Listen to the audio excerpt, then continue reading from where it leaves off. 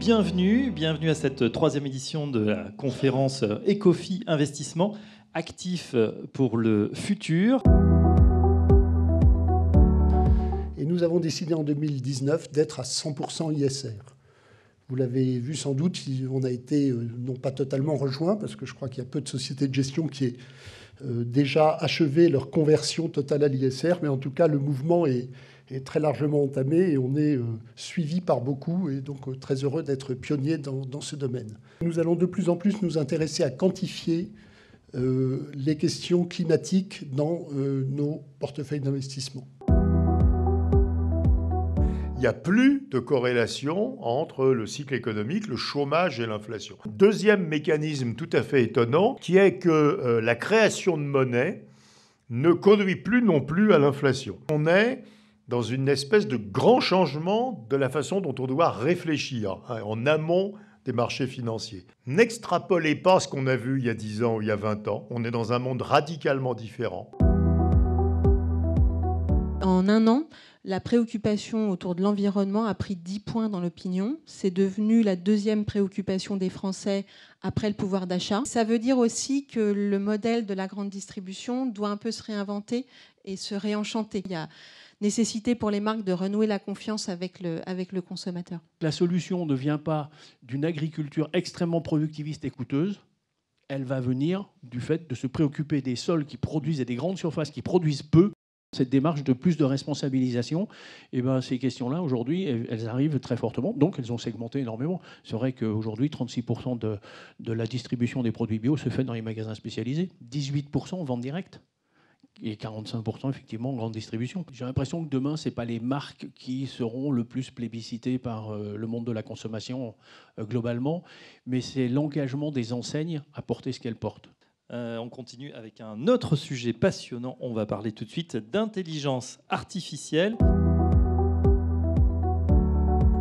Nous sommes ici tous des gens doués d'intelligence parce que nous sommes capables de faire énormément de choses. Ce que tout système d'intelligence artificielle aujourd'hui est totalement incapable de faire. Dans l'IA actuelle, tout tient sur les données. La différence fondamentale entre l'informatique classique et l'IA, c'est l'apprentissage. Pour moi, il y a 2 points importants. Un, la problématique de la collecte de données et des données, on va certainement en parler, est une problématique centrale.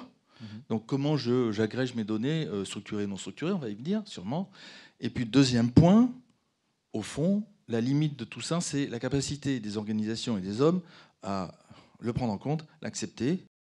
La question quand même sur l'aspect de la confiance qu'on donne à l'IA est un point absolument essentiel. Donc être capable d'expliquer comment ça fonctionne, comment on peut y arriver et comment donner confiance à l'utilisateur, c'est quand même un point qui va être sensible, essentiel demain. Il est hors de question qu'une IA soit de type totalement boîte noire et prenne des décisions qui ne puissent pas être comprises par les gérants. Une catégorie de données qui nous intéresse particulièrement, qui sont les données extra-financières, les données de notation ISR des entreprises, parce que finalement, c'est une des premières tentatives de qualifier l'interaction des entreprises avec le monde réel.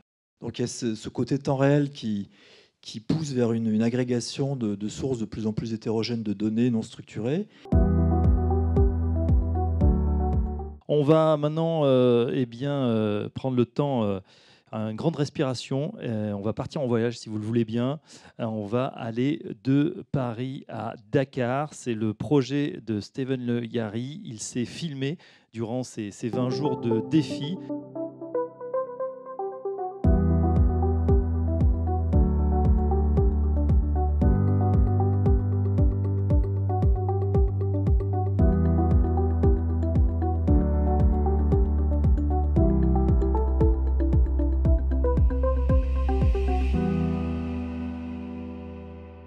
Ce que je sais faire de mieux, c'est être sur la route, c'est faire du vélo et transmettre aux gens cette envie de se dépasser, de se réaliser, donner un sens à leur vie, donner un sens à leur existence, parce que moi, c'est le sens que j'ai donné à mon existence. L'être humain ne réagit que quand il se brûle, que quand ça le touche personnellement.